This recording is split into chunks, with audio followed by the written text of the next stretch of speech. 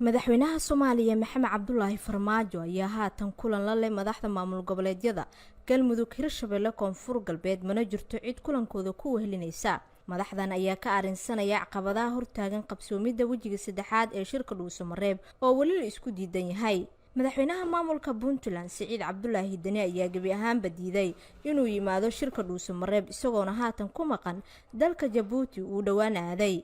sidoo kale madaxweynaha Jubbaland ayaa dhankiisa sheegay inuusan imaan karin shirka Dhuusamareeb 3 waxaana ila wareejin lagu kalsoon yahay ay sheegeen in sababta ay tahay in madaxweyne Madoobe qalin uu ku galayo magaalada Nairobi. madaxweynaha Jubbaland ayaa qalin looga sameeyay burasinta kaga taala sida dadka agdhow ay u sheegeen warbaahinta. beesha caalamka ayaa dadaal aan kala joogsi lahayn ku bixinaysa sidii uu qabsoomi lahaa shirka Dhuusamareeb oo loo dhan yahay, waxaana haatan madaxweynaha Puntland loo qabtay in ilaa maalinta Khamiista laga helo jawaabta ugu dambeysa ee shirka Dhuusamareeb 3.